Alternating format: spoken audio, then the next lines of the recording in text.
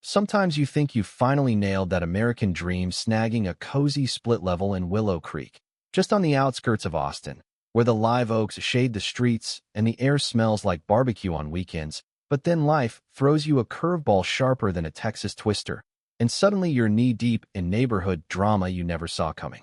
I'd poured every last dime from my remote IT consulting hustle into that house, figuring after the mess with my ex, Lisa, who walked out with our dog and half my vinyl collection 3 years ago, this was my shot at stability, a place to brew coffee on the porch and watch the sun dip behind the hills without wondering if tomorrow's gig would cover the rent. But no sooner had I unloaded the U-Haul that sweltering July afternoon, boxes stacked like Jenga towers in the garage, than Harlan Voss, the HOA kingpin from across the cul-de-sac, marches over with his pressed khakis and that perpetual scowl etched under his salt and pepper beard, thrusting a welcome packet at me like it's a subpoena. "Glad to have you, buddy," he drawls, all fake southern charm masking the steel in his eyes. "But let's lay down the law right off. No RVs and sight lines. No wildflower gardens messing up the curb appeal. And keep that motorcycle under wraps, or we'll slap a lien faster than you can say property values."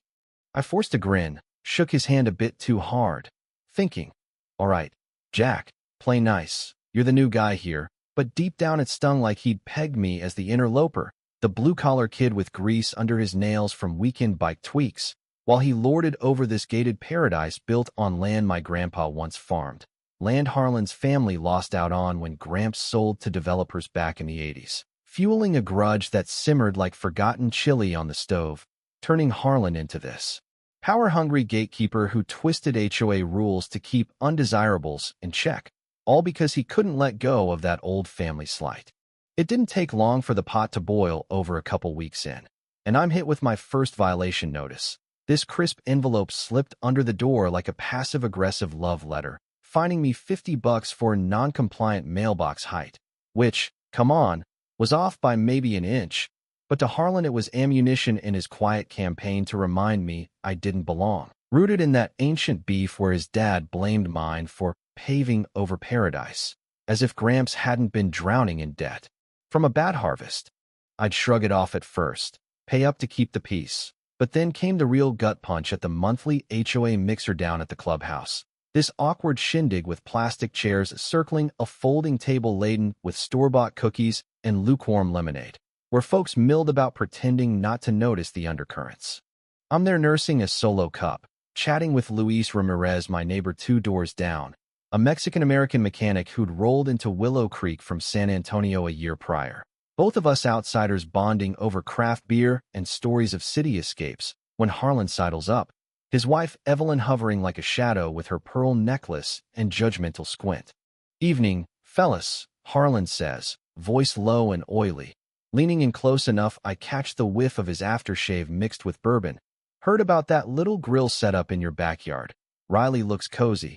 But rules are rules. No open flames without board approval, and frankly, with your background, we gotta keep things upscale."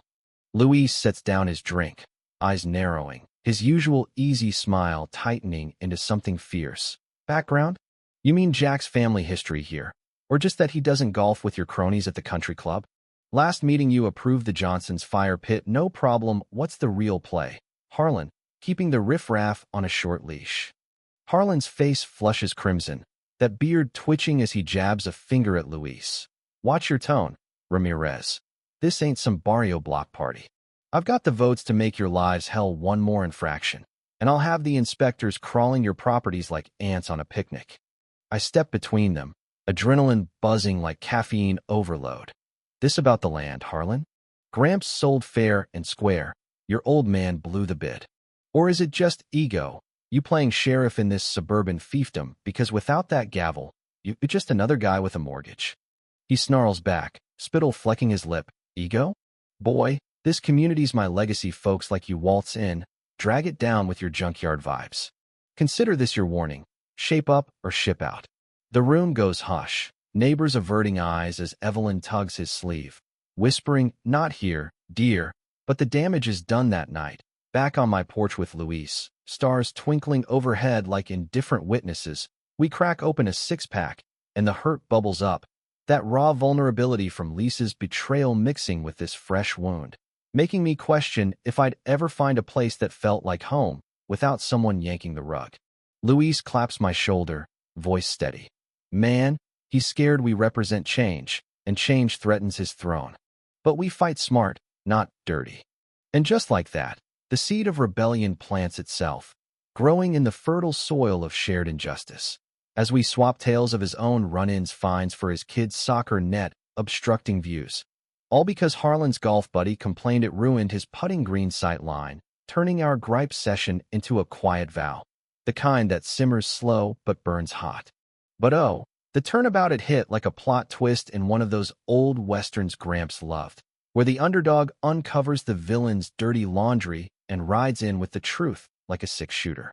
See, Luis, with his mechanic's precision and a knack for paperwork from years fixing fleet trucks, starts poking around after that mixer, late nights on his laptop cross-referencing HOA ledgers we'd snagged from a sympathetic board member, this retired teacher named Mrs. Patel, who'd whispered to us about irregularities over fence-line chit-chat. What we find?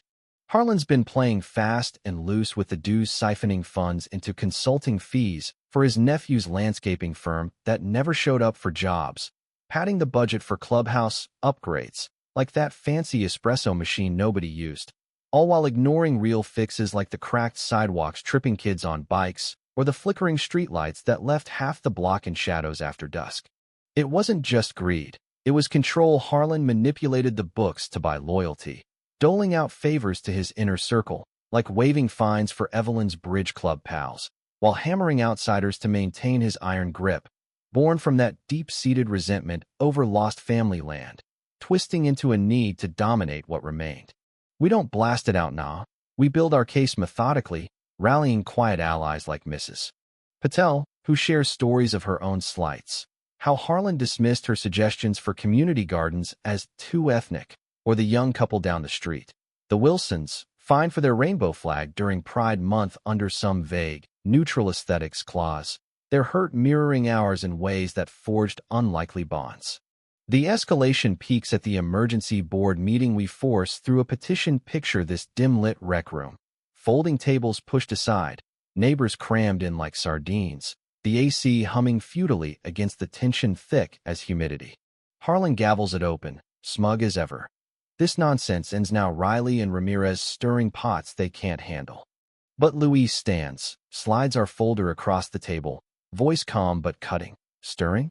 Try exposing, Harlan. These receipts show you've pocketed thousands. Our pool fund went to your nephew's boat payment? That's not leadership. That's theft. The room erupts in murmurs, Evelyn gasping like she'd seen a ghost, and Harlan pounds the table, face beet red. Lies. You outsiders twisting facts to usurp me. This community's mine. I rise then, heart thumping but resolve steel. Yours? It's ours, Harlan. Gramps helped build it. You just hoarded it. Step down, or we go public audits, lawyers, the works. He lunges forward, finger jabbing. You'll regret this. Boy, I'll bury you in legal fees. But Mrs. Patel chimes in, soft but firm. No more, Harlan. We've seen enough. The vote swings our way. Allies we'd cultivated tipping the scales, and Harlan slumps, defeated, muttering curses as he storms out, Evelyn trailing with a mix of shame and relief, the door slamming like a final punctuation. In the aftermath, as the crowd disperses under the fluorescent buzz, Luis and I share a fist bump on the steps, the night air cool and cleansing. Watching Harlan's taillights fade down the road, a cinematic send-off, if ever there was one, the tyrant dethroned, our little rebellion blooming into real change, like installing that community garden Mrs. Patel dreamed of, or easing up on the petty rules so folks could fly flags or park bikes without fear. But here's the rub that still nags at me. Even now, sipping coffee on that same porch with the grill fired up freely, was Harlan just a bully? Or did the HOA system breed him? This web of control meant to protect, but often weaponized by the power-hungry, leaving us wondering if scrapping it altogether might be better, or if reform's the key in these tight-knit burbs where community clashes with conformity. It changed me, deepened that post-divorce resolve to fight for what's right, turn neighbors into family, but it leaves questions hanging like smoke. When does protection become oppression? And who's really the villain in Suburbia's script? Hey, if this tale hit home, maybe you've tangled with an HOA tyrant or navigated neighborhood nonsense, drop a comment below. Was Harlan redeemable or straight up wrong? Share your stories on justice, community beefs, or if these associations are worth the hassle. Like, subscribe for more real talk riffs, and let's chat. Your take could spark the next big convo.